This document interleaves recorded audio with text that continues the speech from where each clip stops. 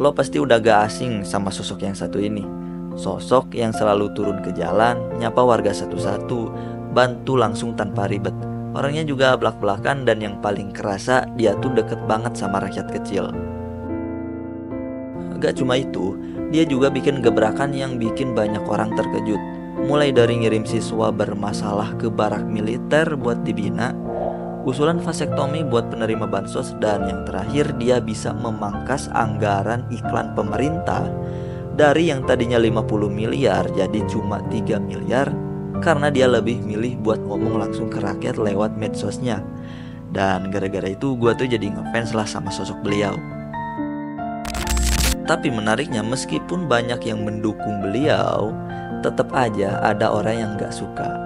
Contohnya dari lembaga-lembaga besar kayak KPAI dan Komnas HAM bilang bahwa program barak militer buat siswa bermasalah itu bisa berdampak negatif secara psikologis dan melanggar hak anak. Lalu dari PBNU dan MUI juga ngeritik soal usulan vasektomi buat penerima bansos karena dianggap bertentangan sama nilai agama. Gue di situ kayak, loh, bisa salah juga ya beliau di mata mereka. Dan hal-hal kayak gini tuh terjadi gak cuma sama beliau aja, sama kita juga bisa. Jadi gue tuh kepikiran buat bahas kenapa sih selalu ada aja orang yang gak suka sama kita, padahal kita tuh ngerasa gak ngelakuin apa-apa gitu. Nah, di sini gue mau bahas dari perspektif psikologisnya. Tapi disclaimer dulu, gue bukan psikolog, gue juga bukan datang dari orang yang kuliah psikologi. Gue cuma seneng aja sama ilmu psikologi. Jadi apa yang gue bahas di sini adalah berdasarkan apa yang gue baca dan dengar. Satu lagi, gue gak bakal bahas dari sisi politiknya.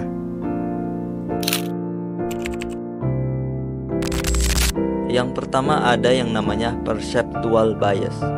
Semua orang ngelihat dunia ini dari kacamatanya masing-masing. Misalnya aja, hanya karena lu adalah seorang yang pendiam, orang-orang bisa punya persepsi terhadap lu bahwa lu itu orang yang sombong.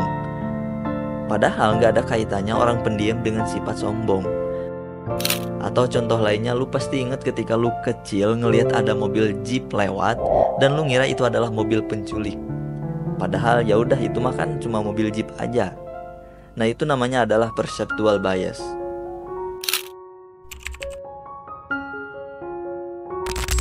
Yang kedua ada hostile attribution bias.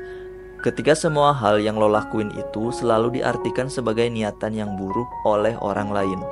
Misalnya, lo dengan sukarela pengen bantuin orang-orang yang lagi susah, dan lo tulus banget ngelakuin itu.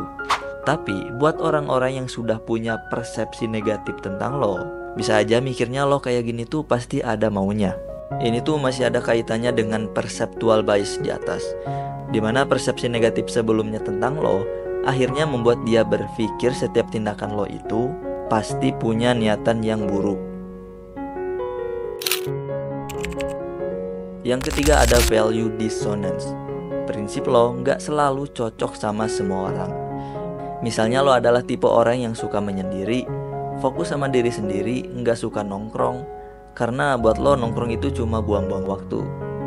Tapi teman lo, nongkrong itu hal yang sangat penting karena bisa memperluas relasi. Banyak peluang datang dari obrolan santai di tongkrongan. Buat lo mungkin temen lo itu cuma buang-buang waktu karena hari-harinya habis buat nongkrong. Sebaliknya, buat temen lo adalah orang yang gak asik karena susah banget diajak nongkrong. 4 ada envy atau iri hati. Lo pernah gak sih ngelakuin hal-hal yang positif di sekolah gitu? Dari hal yang simpel kayak pakai baju rapi, gak pernah bolos sekolah, selalu ngerjain tugas, dan yang paling membanggakan adalah ketika lu dapet nilai tertinggi pas ulangan. Tapi bukannya respon positif yang lu dapet, temen lo malah tiba-tiba jadi gak suka aja gitu sama lo. Padahal lo gak pernah memprovokasi dia sama sekali. Nah, itu tuh dinamakan dengan envy atau iri hati. Apalagi ketika temen lo itu ngerasa lebih hebat dari lo, pasti egonya susah buat nerima kalau dia itu ada di bawah lo. Dan yang terakhir ada yang namanya confirmation bias. Simpelnya, orang cuma nyari informasi atau argumen buat nguatin apa yang dia yakini aja, dan mengabaikan informasi lain yang gak sesuai sama yang dia yakini. Misalnya, dia punya persepsi bahwa lo itu sombong, maka dia hanya akan fokus buat nyari bukti yang mendukung persepsinya bahwa dia itu sombong. Tapi nggak peduli pada sisi positifnya lo. Nah, itu tadi 5 faktor psikologis kenapa selalu ada aja orang yang nggak suka sama kita. Sebenarnya kalau lo mau baca ada banyak banget faktor psikologisnya. Tapi di sini gua bawa 5 poin aja yang menurut gua paling relate.